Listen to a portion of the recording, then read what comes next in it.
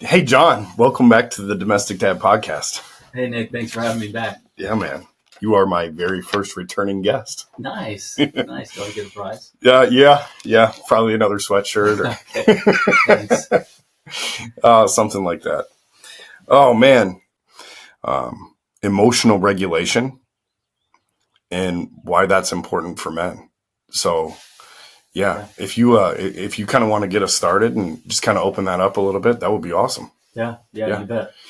Yeah. So emotional regulation, what is it? So my definition of it is managing your emotions effectively so that you can respond rather than react to difficult situations and even difficult people.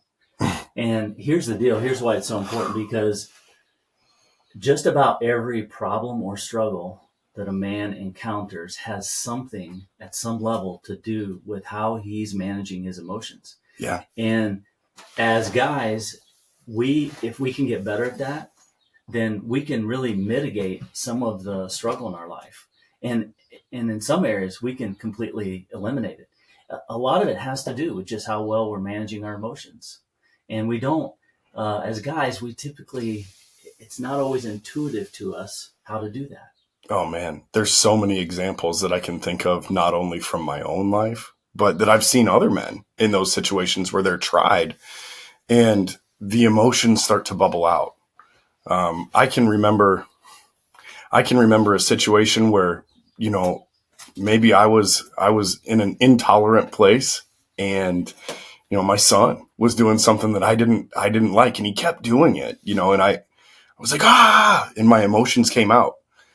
And the repercussions from that were, he recoiled, and he recoiled in a way where it startled me because I could see what my emotions did to him.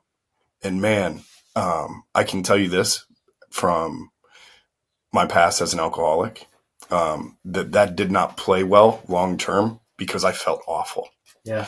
The shame, right, that came with that emotional outburst, it hurt me, and I wanted to sedate it, and I wanted to get rid of it. So what I turned to was drink it away, right? Let's try to forget about it. And that just became this cyclical thing.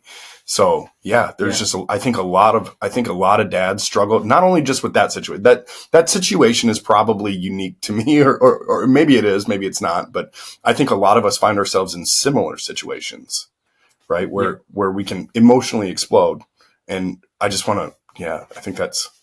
Yeah, absolutely. When you talk to guys and they share their regrets, you can almost always, it goes back to a situation where they said or did something that was regretful, and it came from a place of really them not being able to manage their emotions in the moment, and it got the best of them. And then they just sort of like went scorched earth, and destroyed a moment, destroyed a relationship, destroyed something. And if they could have in that moment managed themselves a little bit better emotionally, they could have avoided that. Yeah, and it's not just you, it's not just me. I mean, most guys are in this place. We just don't always know how to do this and do this well. So how do we do it? How do we take care of it? Yeah.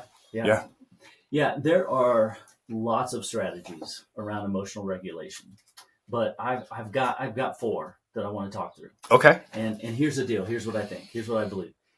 If you can get these four down, seriously, if you can practice them, and these are things that you can start today, like right now, after you hear them, you can go put them into practice. And if you can do that, you will experience a change in your relationships. You'll experience a change in you, and it'll make a difference. It'll make a big difference in your relationship with your spouse, your kids, your coworkers, your relatives, your neighbors, everybody around you. So I want to talk to these four. Okay, perfect. Yeah, let's go. All right. Okay, so here's the first one.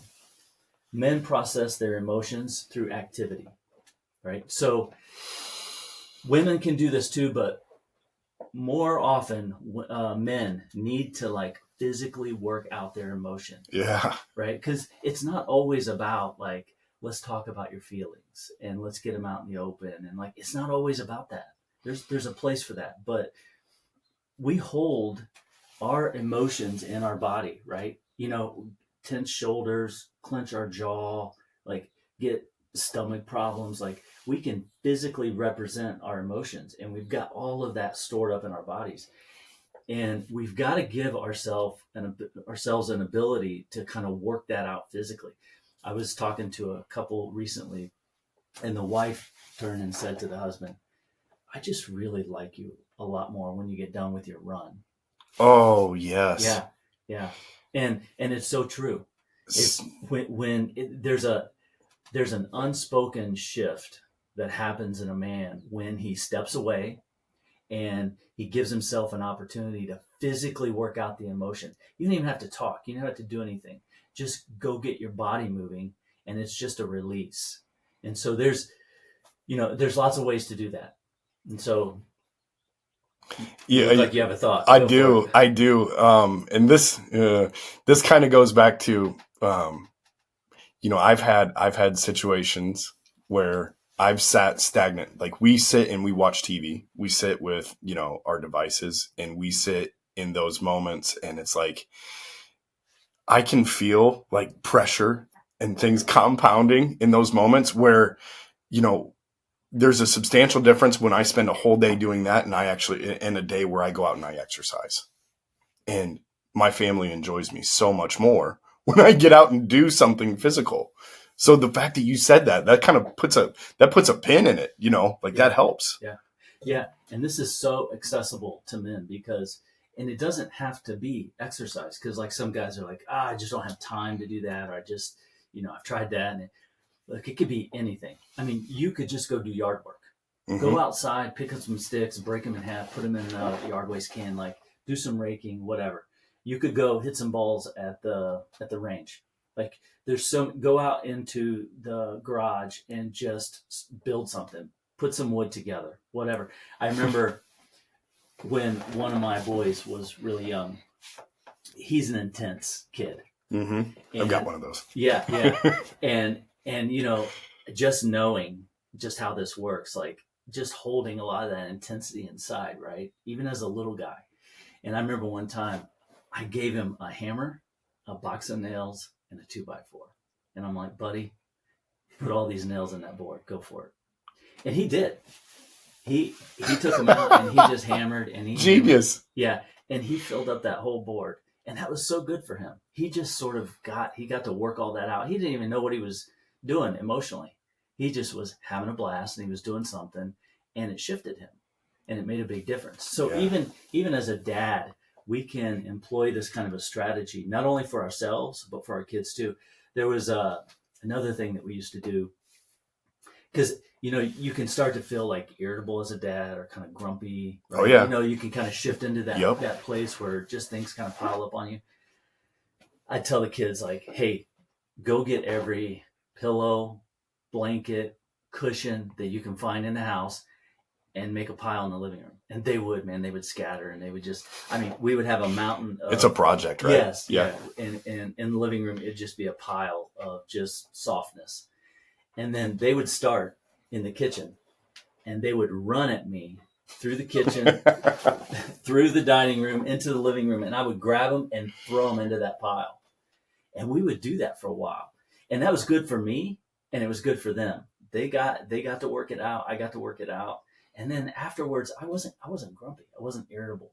They had fun. I had fun, and it shifted all of us. So like we can do these things, and if you've got a buddy, if you're on the other side of it, and you see your buddy kind of struggling, then do that for him. Say like, hey, let's go hit some golf balls.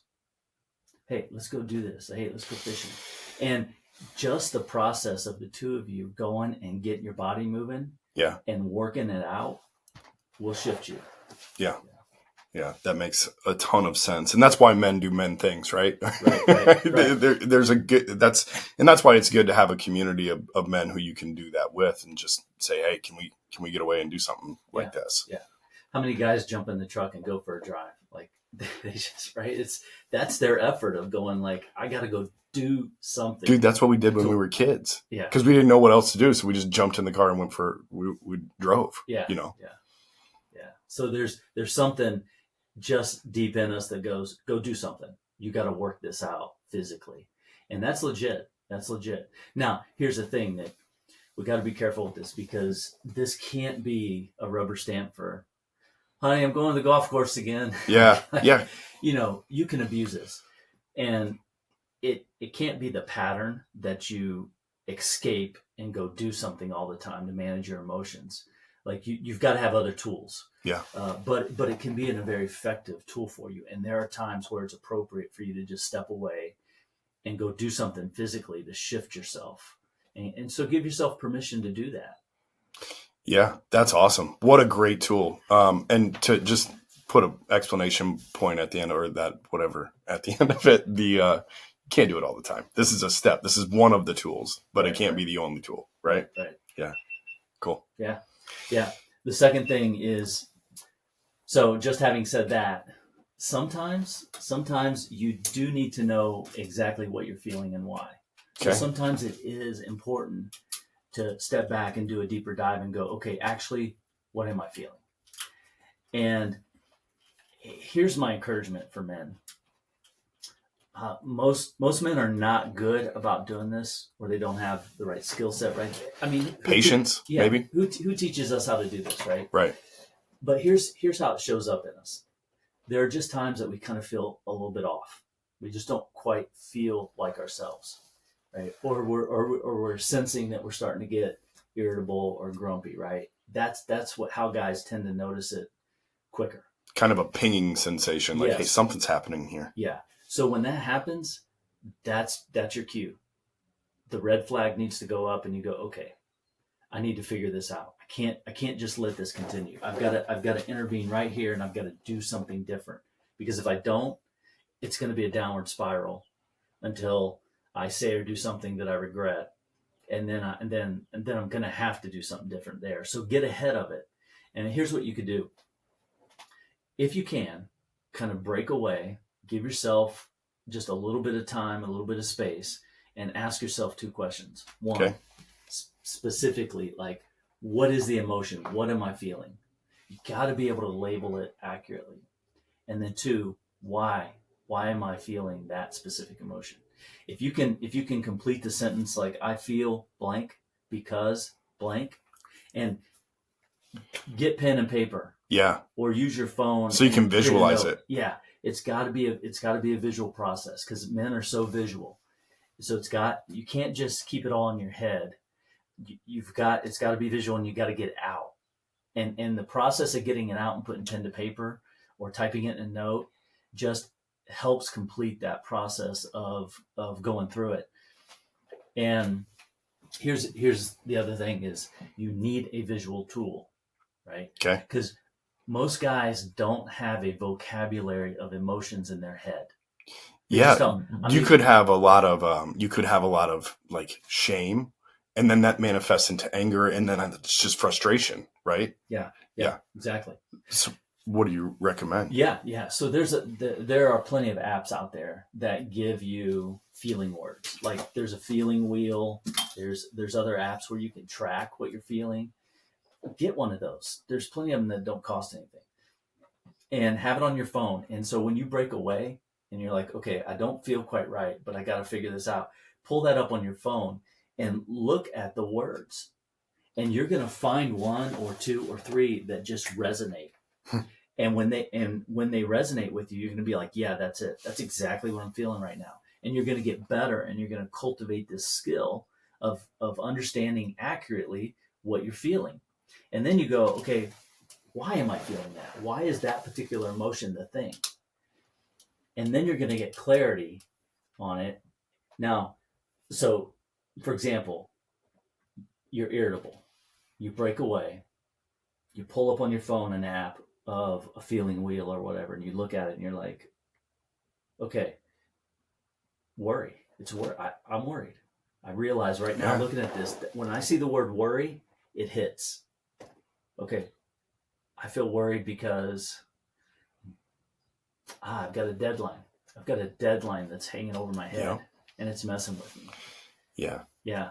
Anxiety, man, worry turns into anxiety pretty quickly. Yes. And when you have a bunch of unfinished tasks that you have to get done, it's like, yeah. So yeah. Yeah. Now, Sorry. no, it's good. Connecting the dots here. Yeah. I mean, that's a huge tool. Yeah. So here's the magic in this, right? So if you have a moment like that where you can really dial in and you can accurately assess what's going on in the inside, now you've got an opportunity to share it with somebody, right? So you could go back. You could go back to your spouse, or you could go back to whoever, your coworker, or whoever, your trusted person, right? And you could say, "Hey, I know I've been a little irritable, but the deal is I'm really worried about this deadline I've got coming up, and it's kind of messing with me." And that's where all this is coming from. You got to be able to share it with the people who need to hear it. I'm telling you, guys, if you're listening to this, if you can do that and you can say something like that to your spouse, you are giving your spouse a gift. Yeah. Because I hear it all the time from wives. They want to know what's going on in his head. What's he thinking, right? What's the why? Yeah, yeah. All they see is irritability.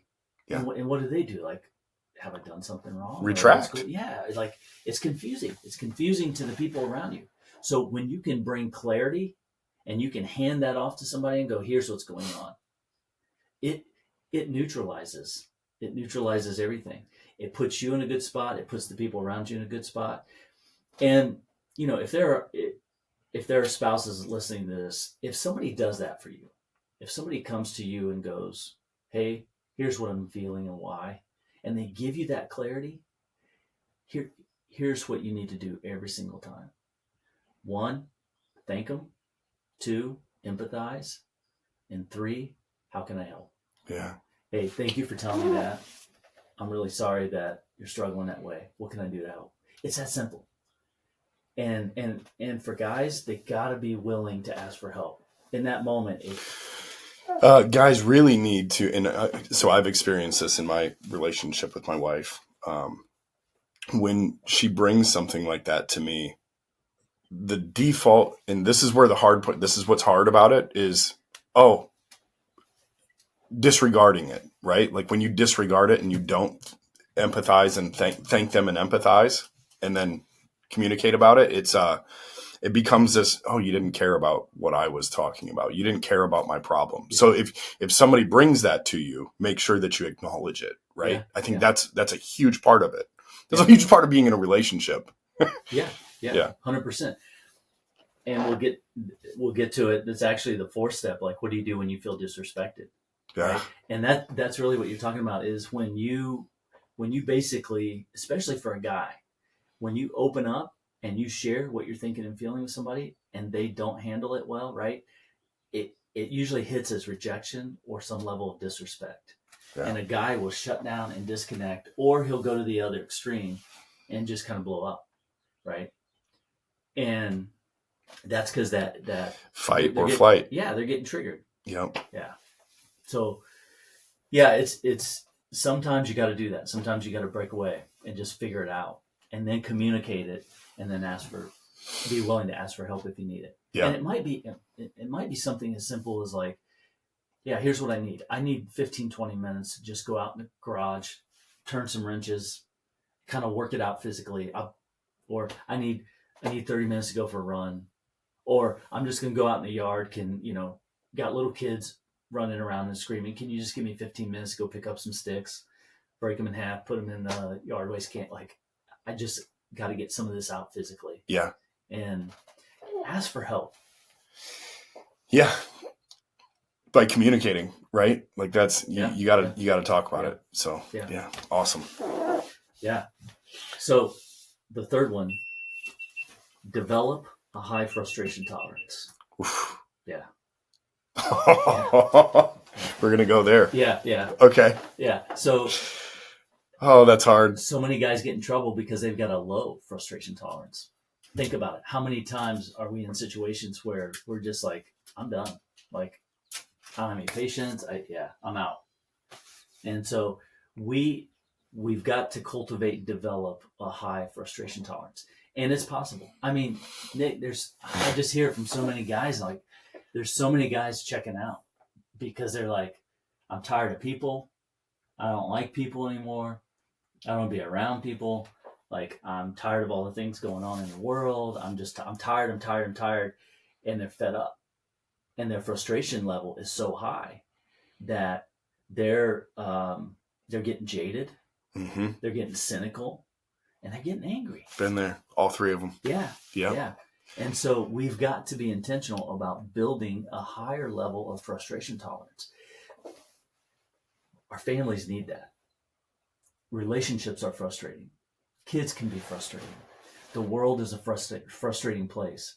We've got to put ourselves in a better position to tolerate some of that more than we are. Yeah. Yeah. You once told me to, how did you put it? To build my frustration level, or build this tolerance, build a level for tolerance. You said, go do something hard that you can't finish. Yeah. Yeah. Set yourself up for failure. Yeah. Yeah. Know that you're not going to do well in Yeah. this situation, Yeah. and see how you progress through that emotion. Yeah, absolutely. Yeah. Yeah. If you can find ways that you're going to set yourself up for failure, and you know ahead of time it's going to be frustrating, but you do it anyway. And then in the process, you tell yourself, like, okay, this is going to be hard. I'm going to do it. I know I'm going to hit a place of frustration, and I'm going to work through that, and I can tolerate that, and I'm going to get on the other side of it. Then that's one way to cultivate building that higher frustration. Talk about exercising a muscle. Yeah. Right? I mean, this is what this is what we go to the gym and do with our bodies, but do it with your emotions. Yeah. Right? Like, exercise that muscle. Know that you're going to put some stress on yourself in a controlled situation. Right? Yeah. And figure out how you respond to it, and find out how it feels. Yeah. And if you think about it, how many guys don't do some of those things? One, because some people are wired like, if I know that I'm not going to succeed at it, I'm not even going to try. We got to get over that. We've got to try things that we know that we're going to fail at. And then secondly, well, what if I look stupid, or what if I look dumb in front of people? Like, it's okay. Yep. It's okay. You need that. Like, you need to be humbled every now and then. Go do something hard. Yeah. Build that frustration tolerance. You've got to put yourself, I mean, even if it's a puzzle that's 1,000 pieces, and you are putting it together and it's building frustration in you, that's a good thing. Work through it. Get yourself through it. There was a situation that happened in this room not too long ago. I was getting ready to record a podcast, and that closet door right there came off the hinge. And I had my dad come over to help hang those things. So, and he lives in Dubuque, right? And I was like, what am I going to do? And I think I could not figure out how to hang that closet door, because they got the spring levers in the hinges and stuff. And I'm not inclined that way. And I was like, really, really frustrated. And I think that was one of those moments where, you can learn a lot about how you deal with yourself in those moments.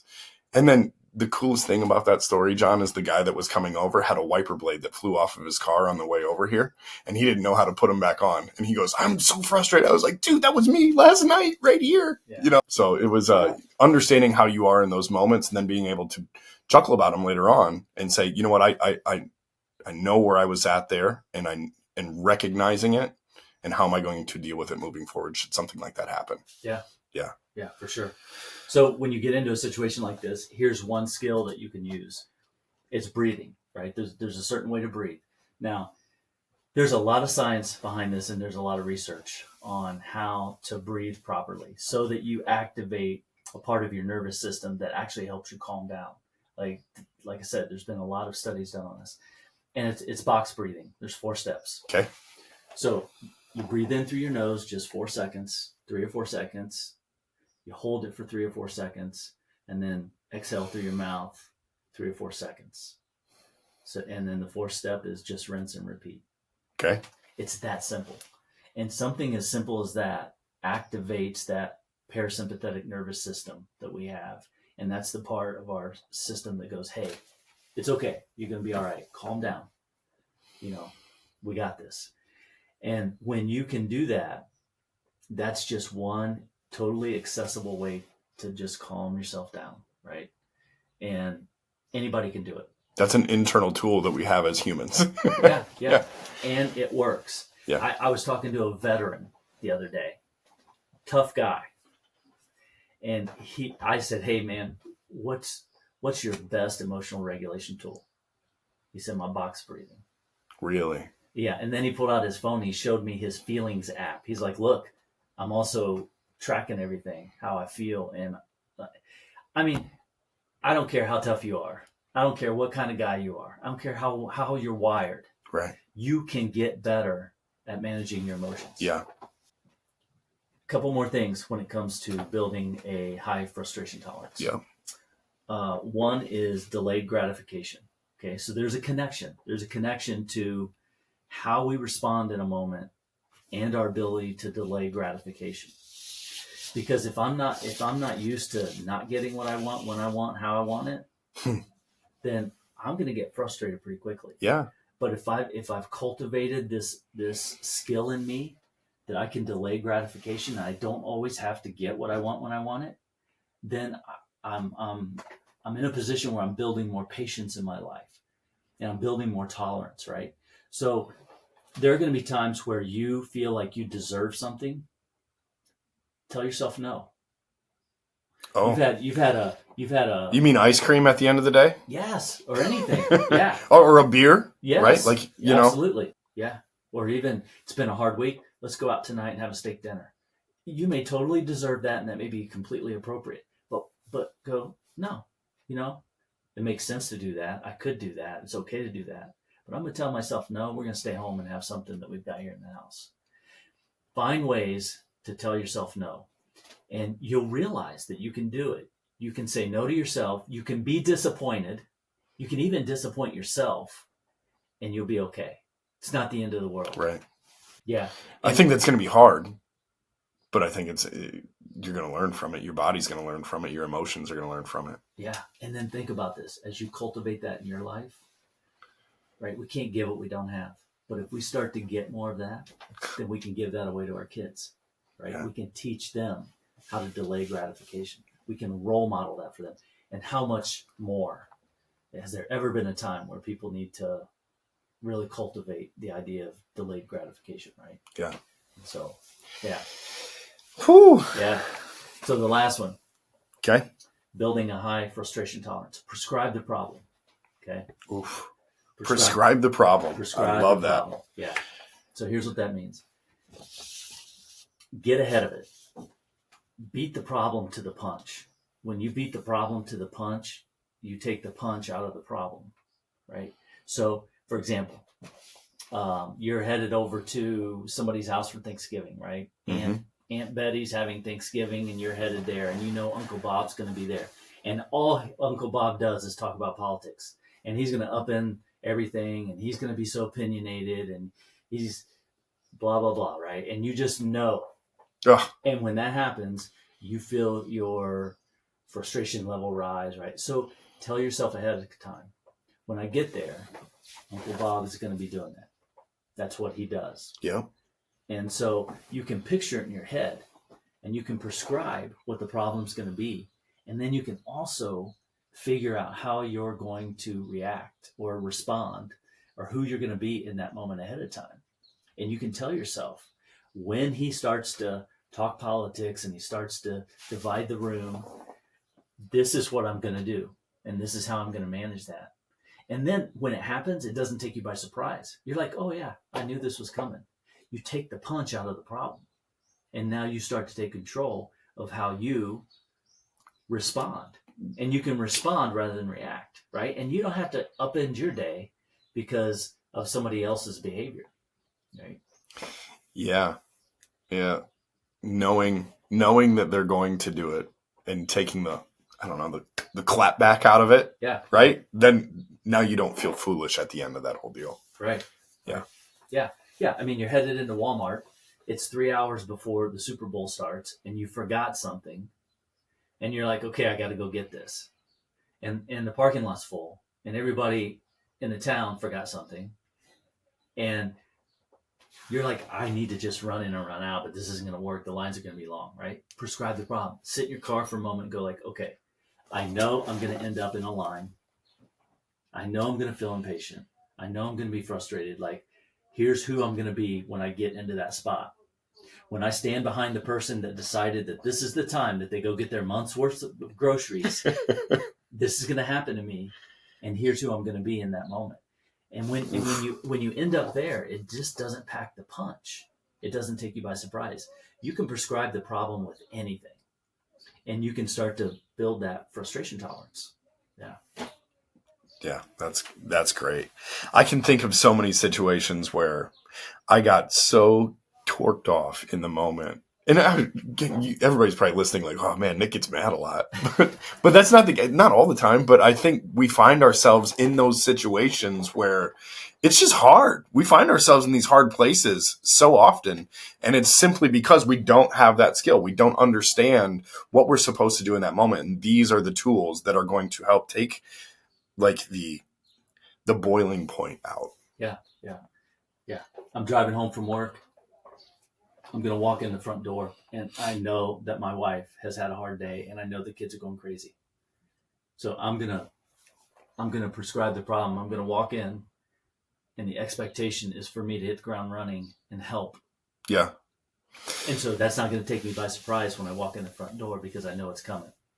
And this is who I want to be when that moment shows up. Rather than just being oblivious and walking in the front door and then being annoyed and frustrated because I don't have any downtime and I can't decompress, and there's all kinds of expectations on me as I walk in the front door. No, I don't have to put myself through that. I can do some work on the front end to avoid that. Yeah. Yeah, we got to remember,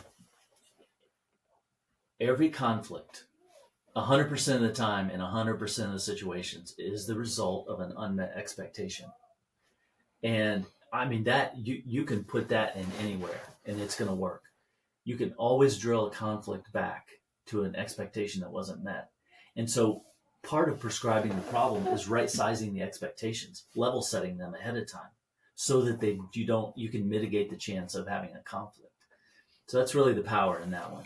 So number 4, what do you do when you feel disrespected? Right. So yeah. Man, I'll tell you what I've done in the past, and it has never really panned out for me. What's that? Just got mad about it. Yeah. Just got mad about it. Or I've washed my hands of the situation, and then it just grows. Yeah. And that's what most men do. There's something unique about feeling disrespected for a man, that it triggers us big time. Yeah. And so we've got to really be able to kind of work through this one. So we get triggered quickly when we feel disrespected. It could be something our spouse says. It could be something our kids do. We don't feel like our kids are treating us respectfully. It could be they didn't listen to me. Right. He blew off my instructions. Exactly. Right. Exactly. It could be a relative. It could be a neighbor. It could be a stranger that says or does something that hits you as disrespectful, and then we get triggered, right? And so this is a big one. So we've really got to, you could feel like you're being dismissed, or you're being bulldozed, or you're being ignored, or you're told that you're wrong, or somebody's telling you what you should think or feel, or being belittled or insulted. Oh, yeah. So many of those things. Just such triggering events. Yeah, absolutely. Especially when I'm a pro at something, or I feel like I'm a pro at something, and somebody were to come to me and try to tell me otherwise. Yeah. Sometimes we get embarrassed, and then that ends up feeling like disrespectfulness. So there's a lot of ways. Anytime that some of our insecurities get tripped, we could end up feeling like we're stupid, or we're insignificant, or we're not enough, or we don't matter. And then that hits us as disrespectful. And so we've got to work on this one, because it's one of the more common ones I see in men. Yeah. So here's some thoughts around that. The first thing is, you've got to recognize that just because you feel disrespected, that may not be 100% accurate in terms of what's going on. You might be wrong. You might be wrong about what you're feeling and what you're thinking, right? Yeah. 100%. That's happened to me, where I think, oh, you're trying to flex on me, or you're trying to do something that embarrasses me. And that was not even the case. That wasn't even close to it. It was just somebody who needed to say something in that moment. Yeah. Right. Yeah, absolutely. Absolutely. Yeah, it's irrational to think that 100% of the time what we think and feel is accurate. Our mind and our emotions betray us at times. And sometimes we're not right. We're just not. So we've got to hold that stuff with an open hand, and we've got to leave open the possibility that we may be interpreting the situation incorrectly. How many times have you been in a situation where the other person goes, Nick, that's not what I meant? Many. Yeah, right? It happens because the way we're hearing it is not the intent of the person who's giving it to us. Their motive, we do a lot of mind reading, like, you're trying to disrespect me. No, I'm not. Like, I'm trying to communicate with you. Right. So we can get jammed up that way, and we've got to hold open the possibility that we could be wrong. So, Yeah, and oftentimes those situations arise not with other men, but with my wife, right? And she's like, "That's not what I meant by that," and yeah. I'm like, "Oh shoot, I didn't know." Yeah. Yeah, Yeah. Yeah. Absolutely. So thoughts and your feelings aren't always accurate. Sometimes you interpret the situation wrong. Sometimes it's an insecurity that's getting in the way. We've got to recognize that. And it's hard to do it in the moment in real time to go like, okay, this is one of my insecurities tripping me up right now. But here's the thing. If you can get a sense of what your insecurities are, then you put a face to them and then you see them when they show up. That's the problem with men is we don't often think about that. We don't often do the work to figure those out and acknowledge that we have them. But once you know them, they're not a blind spot for you anymore. And then when one of those insecurities get triggered, you see it because you know its face now. And so in a moment when you're feeling disrespected, if you see your insecurity show up, then that's a cue like, okay, this is not about the other person. They're probably not trying to disrespect me. I'm interpreting it that way because of my insecurity. And I've got to work on me. And yeah, I've got to be really careful about how I respond right now yeah. because it's not about them. It's It's about not a me. them problem; it's a me problem. Right, exactly. And we're so quick to think, "Oh, that's a you problem, not a me problem." But Yeah. in reality, it's how you're interpreting it. Yeah. Yeah, Yeah, absolutely. Absolutely. Yeah. So the insecurity thing is a big one. And we can very easily have blind spots. Um, when it comes to blind spots, it might be a blind spot for the other person, right? I've been on the receiving end of somebody saying some really hurtful things to me, some really disrespectful things to me, and they weren't aware that they were doing it. yeah, They just weren't, and for whatever reason, right? And so I've had to in those moments I've had to tell myself and coach myself that hey, they're just not seeing this right, right? They're so and we've got to be careful about how we respond yeah. in situations. What's appropriate in that situation to respond to those folks when that happens, right? Yeah, yeah. There's multiple things we could do, but we could just let it go. Hmm. Like if we just know that this has been a person in our lives that we just don't think they're ever going to change. They just don't have self-awareness or insight or clarity on how they impact other people, and people for years have told them, then you just got to let some of those go. It's not going to do you any good to get in a fight or an argument or blow up or try to be right in that situation, right? Just let it go. There are other times where this is somebody you love and they matter to you really, and you want to clear this up. And that's where you, number one, you deal with yourself in the moment. And number two, you circle back around when it's appropriate and you have the conversation. Yeah, Like, hey, remember the other day when you and I were talking and you said that thing? I just need to let you know that felt really disrespectful to me. You take responsibility for your feelings. yeah. You don't go like, you disrespect. Remember the other day, Nick, when you said that you disrespected me? What were you Mm, thinking? That's not the right mm, approach. yeah, yeah. The right approach is when you said that, it made me feel Yeah. right. Yep. And when I felt that way, I got insert emotion here, Yeah. and that gave me, some type of long term feeling, and I feel like I needed to express that with you. Yeah. Yeah.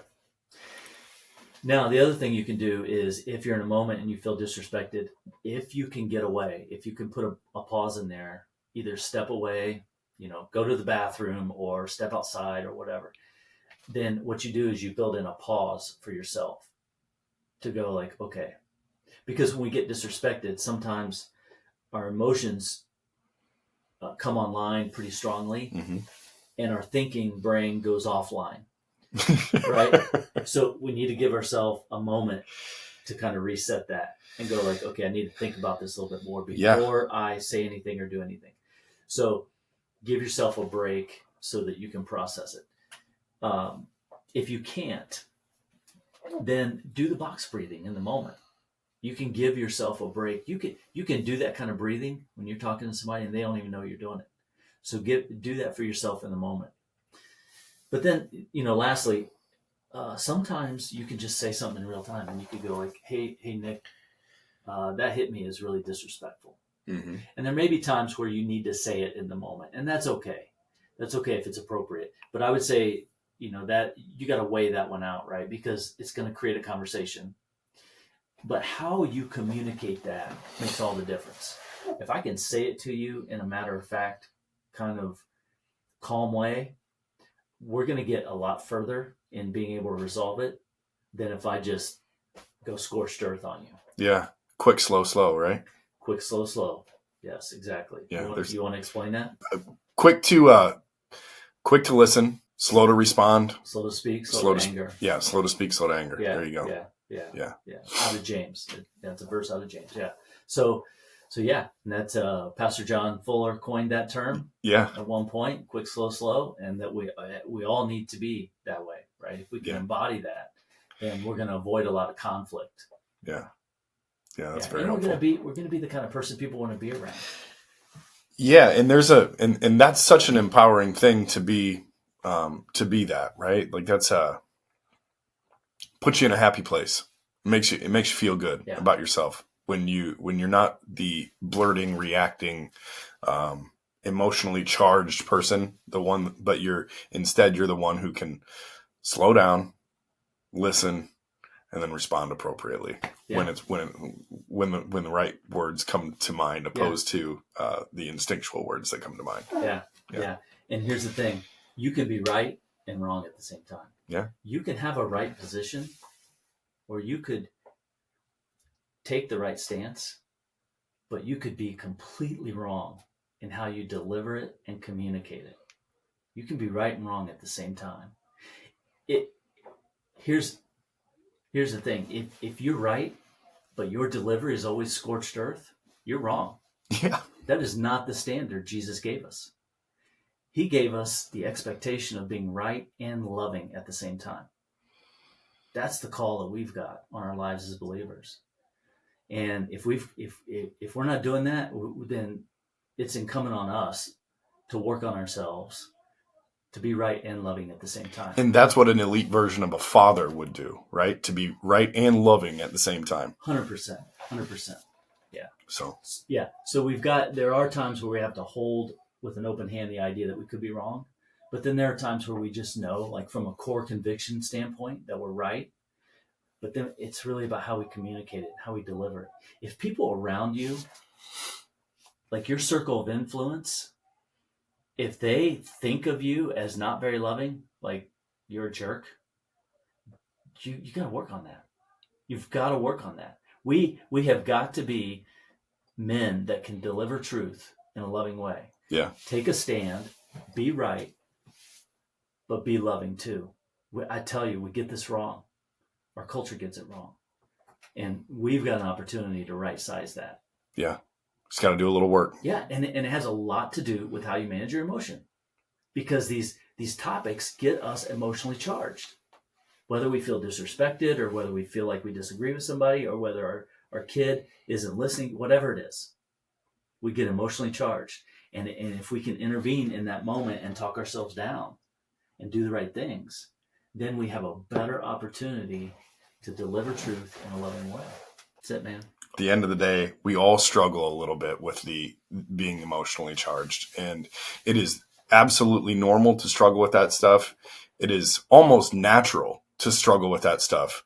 And if anything, I hope that our listeners can take away a few tools from this conversation, from the playbook that you had just put together. I mean, this is an absolute Super Bowl winning playbook if utilized appropriately for fathers. So yeah, make sure that you understand the play and apply it. Right? Yeah. And that saying, it's not about the destination, it's about the journey, right? Yep. That's so true in this. We've got to be lifelong learners in the ability to manage ourselves emotionally better. Yeah. Nobody's got it fully figured out. Nobody. Yeah. So we've just got to make a commitment and be intentional about working on it. Yep. Yeah, we're all in the same boat. We all need to get better and better at this stuff. Yeah, we're all a little bit broken. You know what I mean? Maybe a lot broken. Shoot, I'm probably way more broken than most, but at the same time, we can all do a little work. Yeah, absolutely. Yeah, cool.